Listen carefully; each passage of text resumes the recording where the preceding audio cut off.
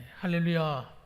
반갑습니다. 오늘도 하나님의 은혜가 함께하는 복된 오후 예배가 되길 바랍니다. 저는 지난주에 이어서 예수 그리스도와 교제하라라는 제목의 말씀으로 우리 은혜를 계속 나누도록 하겠습니다. 오늘 요한계시록 3장 20절 말씀은 라오디게아 교회에 주시는 하나님의 말씀입니다. 그런데 사실 성경에 나오는 모든 말씀은 특별한 교회만 주어진 것이 아니라 사실은 우리 모두에게 주시는 말씀으로 받는 것이 옳습니다.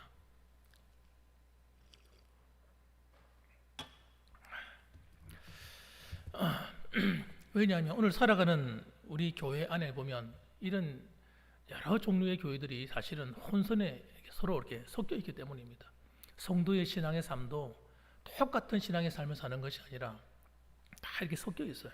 섞여 있기 때문에 하나님 말씀을 통해서 우리가 도전을 받고 또 그 말씀을 또 나의 신앙의 바른 정로를 만들어가는 길로 삼으면 될 줄 압니다. 이 라오디게아 교회는 특징이 오늘날 이 현대 교회하고 상당히 닮아 있습니다.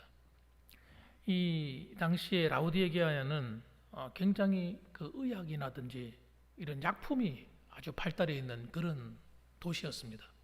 그래서 눈에 시력을 좋게 하는 약이라든지 이런 안질환을 고치는 치료제라든지 이런 것이 많이 발달했고 또 그곳은 극장도 있었습니다.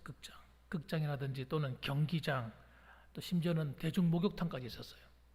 그러니까 아주 시설이 아주 사회 기반 시설이 잘 되어 있었고 특히 그러다 보니까 돈도 많고 부유한 도시였습니다. 그래서 은행가도 있었고요. 재벌들도 많이 모여 살던 곳이 이 라오디게아 교회가 있는 곳이었습니다. 은행가, 여러분 은행이 있다니까 야, 고대에도 이런 은행이 있었는가 싶으시죠? 실제로 있었습니다. 그리고 그러다 보니까 사람들이 좀 마음이 나태해지는 거예요. 뭐가 좀 부족하고 어려우면 하나님을 찾고 구하고 할 텐데 뭐 가진 것이 많이 있고 넉넉하다 보니까 애달는 것이 별로 없는 것입니다. 그러니까 하나님을 잘 찾지도 않고 또 신앙이 나태해져서 뜨거운 열정도 없는 그런 상태에 놓여 있던 교회였습니다. 그러다 보니까 여러분 자기도 모르게 이 죄에 젖는 것입니다. 세상 문화에 젖고 세상의 나태함에 절어버리는 거예요. 그런데 그러면 그걸 깨달아야 되는데 못 깨닫는 거예요. 이게 무서운 겁니다. 신앙에 여러분 처음에는 이러면 안 되는데 이렇게 하지만 자꾸 적당히 타협하며 살다 보면요 웬만한 죄를 지어도 양심이 별로 가책이 안 느껴지는 그런 위험한 상태에 이 교회가 있었습니다. 그러니까 오죽했으면 주님께서 그 교회 안에 없는 거예요. 주님이 밖에 계신 겁니다. 그 성도들의 마음 안에 주님께서 살고 계셔야 되는데 워낙 주님을 찬밥 대접하니까 주님이 그 안에 계실 수가 없어요. 그리고 죄를 짓게 되고 회개하지 않게 되면 그 안에 하나님이 함께 하실 수가 없는 거예요. 그러니까 성령님이 밖에 나와 계신 거예요. 여러분 이게 이해가 안 되잖아요, 그죠? 그런데 오늘 성경 말씀은 그렇게 말씀하고 있는 거예요. 누가 얘기하고 있는 겁니까? 예수님께서. 예수님이 쫓겨나와 있다는 거예요. 주님이 그 안에 들어가 있을 곳이 없는 겁니다. 그래서 주님께서 바깥에서 놓고 하시는 거예요. 봐라. 좀 문을 좀 열어라. 문을 열고 내가 들어갈 수 있도록 나를 좀 영접해 달라는 거예요. 주님을 영접하려면 어떻게 해야 돼요? 이 마음에 청소가 좀 돼 있어야 돼요. 청소가 돼 있어야 되는데 온갖 더러운 것들이 잡동사니가 막 다 들어가 있다 보니까 주님이 들어갈 장소가 없어요. 그럼 어떻게 하라는 얘기입니까? 오늘 성경 말씀에 제일 핵심되는 이야기는 회개하라 이런 얘기를 하는 겁니다. 회개해야만 마음의 청소를 좀 해야 된다는 거예요. 회개를 통해서 청소를 해야만 주님이 그 속에 들어가시겠다는 거예요. 그러니까 믿음을 새롭게 하라는 그런 엄밀한 말씀이 들어 있습니다. 그럼 도대체 왜 이렇게 되었을까? 겉으로 볼 때는 여러분 세상의 어떤 편리한 문화와 사회와 물질이 문제겠지만 꼭 그렇다고 해서 모든 성도들이 다 그렇게 타락합니까? 그건 아니거든요. 그건 아니에요. 아무리 신앙생활하기가 어려워도 믿음을 지키는 사람은 잘 믿음으로 살고요. 아무리 부유하고 넉넉해도 하나님 앞에서 충실하고 성실한 성도들이 얼마나 많은데요. 그렇지 않습니까? 그런데 이 라우디아 교회는 그렇지 못하는 거예요. 그렇죠? 이렇게 된 이유, 그렇다면 그렇게 된 이유가 뭘까? 되짚어 생각해 보면 우리 지난 시간에 말씀드렸던 그 말씀 두 가지의 말씀이었어요. 첫 번째는 뭐냐? 사탄이 방해하는 거예요. 하나님과 교제하고 주님이 우리 안에 사셔서 우리가 놀라운 탁월한 인생을 믿음의 삶을 살아가야 되는데 그걸 그렇게 하지 못하도록 어떻게 해요? 이 사탄이 그리스도의 영광의 복음의 광채가 비치지 못하게 하고 가로막고 있는 거예요. 하나님 말씀의 은혜를 받지 못하도록 방해하는 거예요. 세상의 즐거움이 더 좋도록 만들어주는 거예요. 예. 그래서 자꾸 유혹거리, 세상의 즐거움을 자꾸 그 삶 앞에다가 갖다 놓고 그렇게 하니까 여러분 그 올무에 걸리는 겁니다. 두 번째는 뭐냐? 두 번째는 여러분 육체를 따라 사는 성도의 삶 때문입니다. 육체가 뭡니까? 이 세상의 이 옛사람, 예전에 그 세상의 즐거움을 따라 살던 내 옛사람이 그 육체를 따라 사는 거예요. 그 옛사람이 살아서 움직이도록 자꾸 그런 환경을 만들어주는 거예요. 그래서 사람들이 이상하게도 이 선하고 의로운 일은 힘들단 말이죠. 믿음으로 사는 길은 좀 고달퍼. 왜요? 좁은 길이니까. 많은 사람이 찾지 않는 길이기 때문에 고달픈 거예요. 그런데 여러분 넓은 길은 얼마나 좋아요. 편하고 다니기 좋고 뭐 꼬불꼬불하지도 않고 직선도로가 쫙 내가 볼 때는 한 8차선 도로가 쫙 펴지는. 그러니까 아마 어디로 가든지 뭐 상관없어요. 누가 자기 보고 뭘 하는 사람도 없어. 다 똑같은 사람들이 너무나 많기 때문에. 이런 육체를 따라 사는 삶, 여러분 이것들이 우리 은혜를 다 빼앗아가는 도둑놈들인 겁니다. 이 정도는 하면 어때? 괜찮잖아. 이 정도 하면 어때? 여러분 그렇게 하면서 별것 아닌 작은 거 하나 이걸 한번 타협하면요, 이것만 타협하게 되는 것이 아니라 더 많은 걸 자꾸 타협하게 돼요. 자꾸 내어주는 겁니다. 그러면 여러분 세상의 즐거움이 우리 마음속에 탁 들어와 버리면 희한한 변화가 일어나는데 하나님과의 관계가 재미가 하나도 없어져 버립니다. 기도하는 게 재미가 없고요, 예배하는 게 재미가 없고 봉사하는 게 별 재미가 없어요. 희한한 일이에요. 이 세상의 즐거움, 옛사람의 즐거움이 우리 안에 가득 차게 되면 여러분 선을 행할 의지가 다 사라져 버립니다.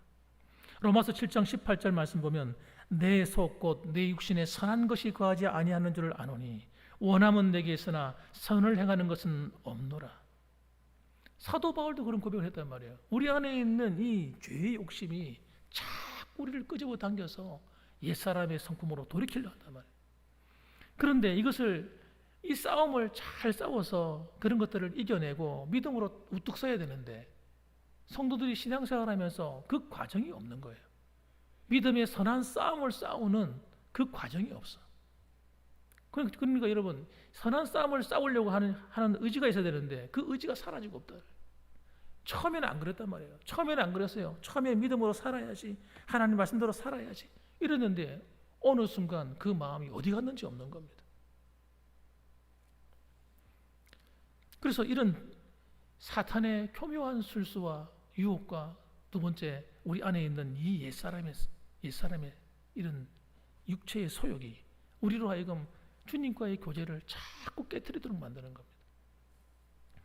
그래서 여러분 우리는 반드시 어떻게 해야 됩니까? 이 믿음의 선한 싸움을 싸우는 성도가 되셔야 돼요. 그래서 오늘도 그 다음 절에 보면 뭐라고 나옵니까? 이기는 그에게는, 왜 이긴다는 말을 합니까? 싸움이 있으니까 이기는 거죠. 그렇지 않습니까? 그래서 믿으면 여러분 그냥 저절로 신앙이 성장하는 건 아닙니다. 처음에 예수 믿을 때는 하나님의 은혜가 저절로 예수 믿게 만들어서 하나님의 은혜를 맛보게 만들어 놓아요. 그런데 신앙이 자라가는 과정은 저절로 안 됩니다. 저절로 되질 않아요. 그런 사람이 어디 있습니까? 수고가 따르고요, 여러분 애씀이 따르는 거예요. 인내가 따르고요, 때로는 눈물이 따르는 거예요.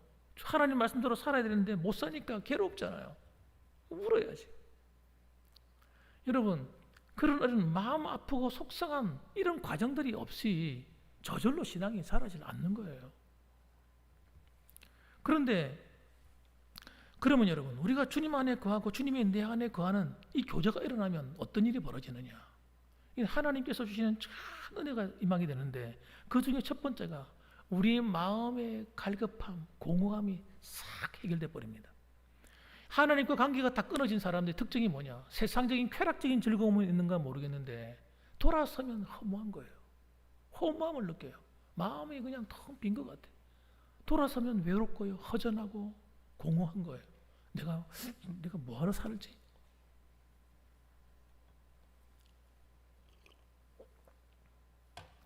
자기 삶의 목적도 못 느끼게 돼요. 공허해져 버려요. 아무리 술을 많이 마시고 그러면 재미있고 즐거워서 술 막 마시잖아요. 돌아서면 여러분 허무한 거예요. 허무한 거. 여러분 담배를 피우고 여자를 만나러 다니고 남자를 만나러 다니고 온갖 짓을 다 하고 육체의 쾌락을 즐기지만 돌아서면 여러분 죄의 책밖에 안 드는 거예요. 그리고 그 죄의 쓴 잔을 내가 다 마시게 되는 겁니다. 예. 죄의 쓴 잔을 마신다고요. 그렇기 때문에 여러분, 우리는 여러분 그런 것들을 배설물처럼 버려야 되는 겁니다. 우리 그리스도인들은 그걸 즐기면 안 되는 거예요. 우리는 그런 즐거움이 아니고 좀 고차원적인 즐거움을 누리셔야 돼요. 고차원적인 즐거움이 뭐예요? 하나님과 교제하는 즐거움. 하나님 말씀이 깨달아지는 그 기쁨과 즐거움. 예? 하나님께 봉사하고 섬길 때 오는 그 즐거움. 예? 그런 즐거움은 여러분 육체적인 쾌락하고는 여러분 비교가 안 되는 즐거움이에요. 또 그렇게 하면 하나님께서 또 그냥 두십니까? 하나님이 은혜와 축복으로 갚아주시지. 그 예수 믿는 즐거움을 아는 사람은요 행복한 거예요. 행복한 거예요. 그러니까 이런 마음의 공허함이 어디 있어요? 주님이 우리 안에 딱 계셔서 우리의 마음의 빈자리를 탁 채워주고 계시기 때문에 여러분 마음의 공허함이 아니라 마음의 행복을 느끼게 되는 거예요. 그래서 팔복이 왜 나옵니까?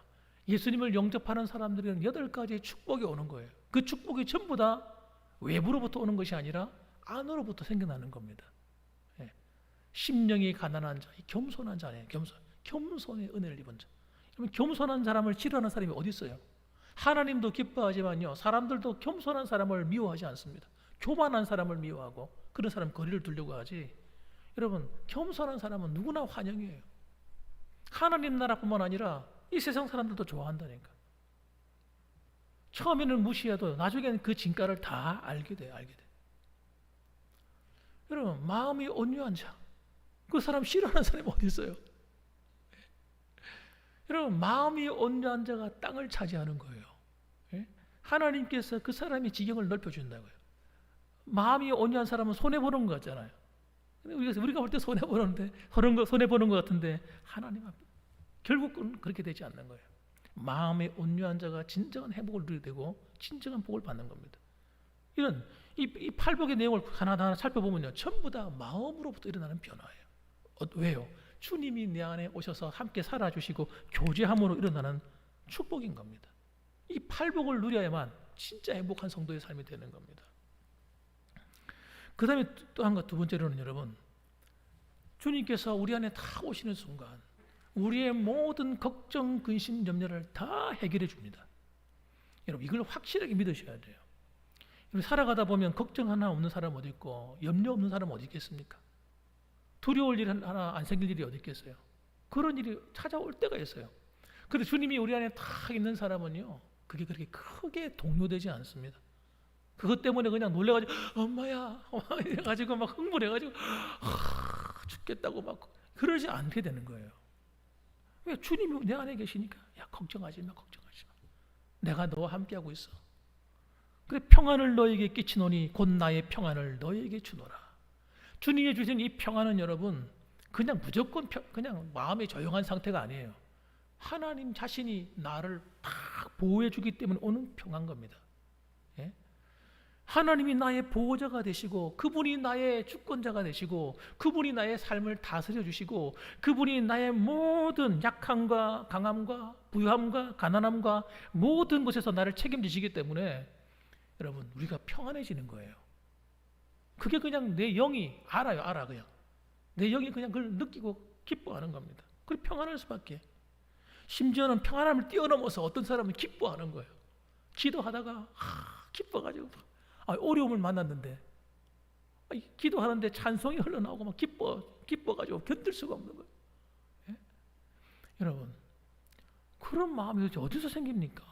주님이 그 안에 계시기 때문에 일어나는 놀라운 변화인 거예요. 그래서 성령님이 내 안에 계신 사람은요, 태풍이 몰아쳐도 태풍 한가운데서도 두렵지 않습니다. 왜? 하나님이 나와 함께하는 걸 믿기 때문이에요. 그러니까 찬송이 나올 수밖에요. 그 다음에 또 한 가지는요, 우리의 무능한 문제가 해결돼요. 여러분, 우리는 정말 무능하거든요. 나름대로 똑똑한 것처럼 보이지만요, 감기 몸살 하나도 못 이긴다니까요. 감기 몸살 한번 당해보세요. 아이고 쑤시, 아이고 못생겼다. 이빨에 치통 한번 생겨보세요. 잇몸이 그냥 나빠져가지고 한번 염증이 한번 생겨보세요. 어떠는가? 죽는 거예요. 아무리 똑똑한 사람도요, 치통 하나도 못 이긴다니까요. 여러분, 우린 그렇게 약한 사람들이에요. 하나님이 붙들어주지 않으면요, 우리는 얼마나 무능한 줄 아세요? 그래서 하나님이 우리의 지혜가 되어주셔야 됩니다. 무지한 우리에게 지혜가 되시고 지식이 되어주시고 능력이 되어주셔야 돼요. 여러분, 그런 사람은 여러분, 하나님이 주시는 신비한 힘을 얻게 되는 거예요. 이 힘. 그래서 여러분, 어떤 사람들은 학교에서 공부를 이렇게 많이 공부도 잘해본 적도 없는데 어떤 일을 맡으면 어디서 아이디어가 나오는지 일을 기가 막히게 착착착착 잘 처리하는 거예요. 그거는 여러분 은사거든요. 하나님이 주신 능력이에요. 저 같은 경우도 여러분, 목회 부교육자로 있으면서도 큰 교회에서 처음 맡아 일을 할 때도 무슨 내가 뭐 일을 배워본 적이 있어야죠. 그런데 일을 하면요, 하나님이 지혜를 막 주는 거예요. 이건 이렇게 하고 저건 저렇게 하고. 그리고 결과가 항상 좋아요. 여러분, 하나님이 주시는 지혜로 하면요, 결과가 항상 좋아요. 기가 막히는 거죠. 그래서 여러분, 우리의 무능함이 다 해결됩니다. 음악 재능 없어도 괜찮아요. 하나님이 은사를 주시면요, 음악적인 무지한 사람도 음악을 잘하게 됩니다. 여러분, 찬양을 못하는 사람 하나님 찬양하게 만들어버려요. 여러분, 봉사하는데도요, 난 이런 걸 한 번도 안 해봤어. 하나님이 하게 하신다니까요. 사람을 한 번도 리드해 본 적이 없어. 아무 문제 안 돼. 하나님이 딱 세우시면요, 그 사람을 통솔하는 능력이 생겨버리는 거예요. 이게 능력. 하나님이 주시는 능력이에요. 그래서 어떤 분들은 교회에 어떤 일을 맡겨보면, 아이고 목사님 난 못합니다. 아이고 장로님 난 못해요. 이런 분이 간혹 계세요. 그런데 그분은 뭘 몰라서 그런 거예요. 일단 일을 맡고 하나님께 기도하면 하나님이 재능과 은사를 주는 걸 모르는 거예요. 모르니까 자기 힘으로 하려고 하니까 어렵죠. 힘들죠. 그러니까 아이고 나는 그런 거 안 해봐서 잘 못합니다. 이런 말이 나오는 이유가 그래서 그런 거예요. 그러나 믿음이 있는 사람은 어떻게 해요? 감사합니다. 목사님, 내가 열심히 해볼 테니까 목사님 좀 도와주고 기도 좀 해주세요. 그리고 믿음으로 받는 거예요. 그래서 믿음으로 하는 일을 하기 때문에 하나님이 지혜도 주시고 필요한 것도 공급해 주시고, 그 사람이 무슨 일을 맡으면요, 이상한 일이 벌어요. 재정이 항상 채워져. 하나님 그렇게 막 도와주는 거예요. 그렇기 때문에 여러분, 우리가 하나님의 일을 하거나 무슨 세상의 어떤 일을 할 때에도 두려워하지 말아야 될 것은, 주님과 함께 교제하고 있는 사람은 여러분, 하나님이 책임지다는 것, 이거예요. 따라합시다. 하나님이 함께하면 불가능이 없다. 여러분, 이게 기가 막힌 거 아니에요? 그리고 직장생활 하는데 여러분, 예수 믿는 사람은 여러분 걱정할 필요 없어요. 하나님께 기도하면요, 하나님이 직장일도 잘하게 만들어줘요. 어떤 프로젝트 진행하는 거 아무 걱정할 필요 없어. 하나님이 지혜를 준다니까. 이 프로젝트는 이렇게 해. 아이디어가 반짝반짝반짝. 여기서 반짝반짝반짝. 여러분, 그리고 예수 믿는 사람들은 여러분, 믿음 생활 잘하는 사람은 교회 일만 잘하는 것이 아니라 세상에 나가서도 잘하게 됩니다. 이건 틀림없습니다. 그러니까 교회 안에서 팀이하게 적당히 일하고 적당히 때우고 이런 사람은요, 세상에 나가서도 똑같이 살아요. 적당히 때우고 적당히 사는 거예요. 하나님 축복 못 받아. 그래서 아무런 일도 일어나지 않는 거예요, 여러분. 그래서 이 사도 바울은요, 자기가 언제 나가서 성도 사역 해봤습니까? 언제 교회를 세워봤습니까? 전도를 해봤습니까? 사도 바울은 한 번도 해본 적이 없어요. 그런데 주님이 가서 너는 내가 너를 이방인의 사도로 보내노라 하고 파송해 버린 거예요. 그냥 성령님께서 금식하고 있는데 말씀하시는 거예요. 야, 저기 바나바하고 바울하고 선교사로 보내라.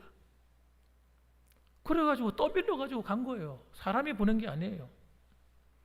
그러니까 하나님께서 함께 하시니까 바울을 어떻게 하면, 바울이 가는 곳마다 하나님이 사람을 만나게 하는 거예요. 그래가지고 그 비단 자주장사 하는 그 여인을 딱 만나게 만들어요. 그럼 재정을 주시고 교회 장소도 만들어지고 하나님이 다 만들어 버려요. 빌립보에 감옥에 더 갇히는데 그 빌립보가 전도가 돼야 될 때 전도가 안 되고 있었는데 그 빌립보 간수가 막 때렸지 않습니까? 때려가지고 감옥에 가다 놨는데 하나님께서 지진을 흔들어 버리더니 그 사람 마음까지 흔들어 버렸네.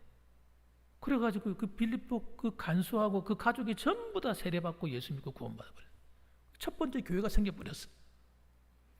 하나님이 알아서 다 도와주는 거예요. 여러분, 이런 신앙생활 하셔야 돼요.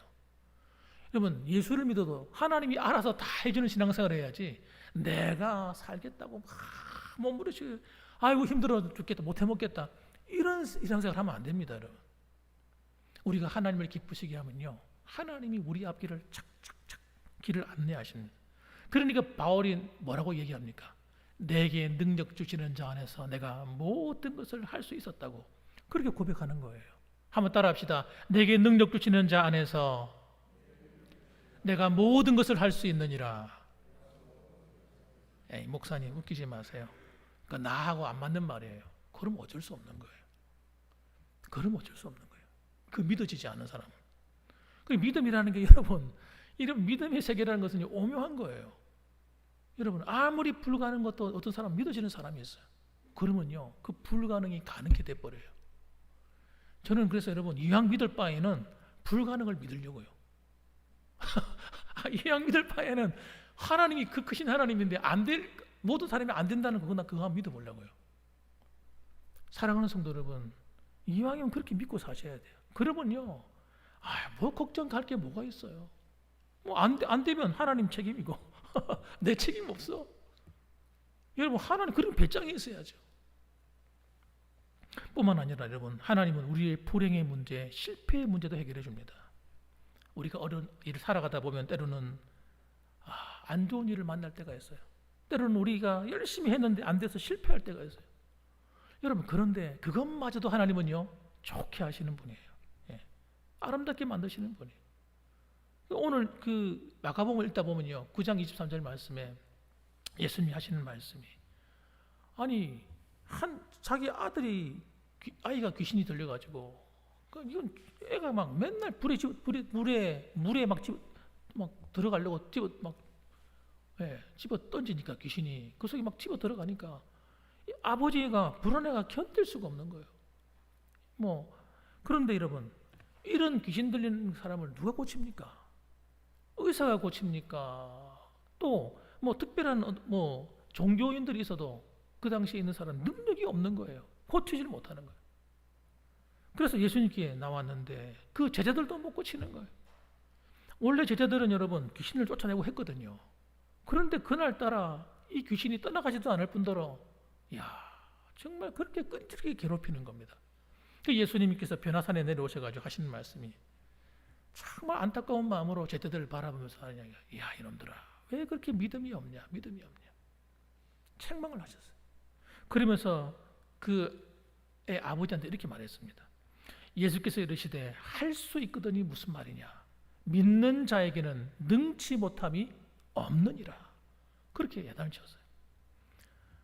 그러니까 이 아버지가 깜짝 놀래가지고 충격을 받은 거죠. 책망을 받으니까 정신이 없는 거예요. 예? 알겠습니다. 저 믿겠습니다. 이렇게 된 겁니다. 그리고 하는 이야기가 그 아이의 아버지가 소리를 지르면서 하는 이야기가 가로되 내가 믿겠습니다. 내가 믿을게요. 내 믿음 없는 걸 도와주십시오. 그래서 그냥 예수님께 적극적으로 매달려 버리는 거예요. 그런데 여러분, 예수님께서 그 믿음을 보시고 어떻게 합니까? 귀신을 내어 쫓아버립니다. 그 예수님은 어떻게 보내요? 그냥 말씀 한마디로 나온나? 귀신에게서 나와라. 말 한마디면 끝이 나버리는 거예요. 그래서 물어봅니다. 아니 우리는 어째서 이 귀신을 못 쫓아냈습니까? 너희가 믿음이 없어 그렇다. 이렇게 말씀하셨어요. 여러분, 예수님이 우리 안에 계시다는 이 믿음이 분명하면요, 어떤 어려움과 난공불락 같은 일을 만나도 하나님께서 그 믿음대로 도우시는 겁니다. 여러분, 이걸 확실히 믿어버려야 돼요. 설마 안 그랬을까? 그럴 리가 있을까요? 그러면 어쩔 수 없고, 여러분, 안 믿어지면 어쩔 수 없는 거예요. 그래도 믿겠다고 해야 돼요. 오늘 그 아이의 아버지 하는 것처럼 내가 믿음이 없음을 도와주십시오 하고라도 매달려야 되는 거예요, 하나님 앞에. 그러니까 여러분, 어떤 일이 벌어져요? 귀신이 떠나가듯이 이런 문제가, 그 가정의 문제가 해결되는 거예요. 그 가정의 불운이 떠나가는 겁니다. 근심이 떠나가고, 걱정거리가 떠나가고, 염려가 떠나가고, 늘 가정마다 안 되는 참 힘든 일을 자꾸 찾아오는, 해마다 찾아오는 그 힘든 일이 떠나가는 거예요. 이상한 집, 어떤 집은요, 맨날 그 어려움이 또 찾아와요. 이거 지나면 또 다른 어려움이 오고, 이거 지나면 또 다른 어려움이 오고. 그거 여러분, 그 뿌리를 뽑아내버려야 돼요. 도대체 무엇 때문에 우리 가정을 이렇게 괴롭히는지, 이 사탄의 역사인지 뭔지 모르지만 여러분, 예수 이름으로 뽑아내버려야 된다. 그런데 주님께서 뭐라고 하셨냐면, 그 믿음에 대한 얘기를 하면서 이렇게 했어요. 이르시되 기도 외에 다른 것으로는 이런 유가 나갈 수 없느니라.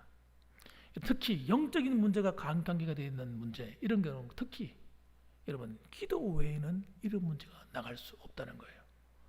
그래서 여러분, 우리가 믿음을 가질 바에는 정말 하나님을 적극적으로 붙드는 믿음을 가지셔야 돼요. 그래서 여러분, 새벽 기도뿐만 아니라 일을 하다가도 기도해야 돼요. 여러분, 길을 가다가도 기도해야 돼요. 정말 마음에 갈급한 사람은 여러분, 차를 타고 운전하다가 기도하는 거예요. 저는 여러분, 정말 갈급할 때는요, 운전할 때마다 막 기도합니다. 방언도 기도하고요. 급할 때는 여러분, 정말 길을 가다가 기도하고, 집에 앉았다가 기도하고, 여러분, 몸부림쳐요. 그러면 희한하게도 그 문제가 해결돼 버려요. 여러분, 그렇게 여러분 몸부림치는 기도가 있어야 돼요. 적당히 편안하게. 그래가지고요, 해결이 안 됩니다. 하나님께서 해결해 주질 않아요. 왜? 믿음이 없다고 보시기 때문에. 정말 믿음이 있는 사람은 어려움을 딱 만나는 순간 그 귀신 들린 애 아버지처럼 여러분 매달리는 겁니다. 매달리는 거예요. 이 믿음이에요. 그래서 여러분, 여러분의 가정에 있는 모든 근심, 걱정, 염려도 여러분 믿음으로 승리하시길 주님의 이름으로 축원합니다. 왜? 하나님이 여러분과 함께하고 계시니까. 정확하게 여러분이 그 문제를 아세요. 그 문제를 주님께서 가져가실 겁니다. 해결해 주실 겁니다, 여러분. 그리고 승리하는 믿음의 삶을 살게 만드실 거예요. 오늘 이 시간 그 사실을 마음으로 꼭 믿으시고 주님과의 교제가 끊어지지 않는 성도들이 다 되시기를 주님의 이름으로 축원합니다. 아멘. 기도하십시다.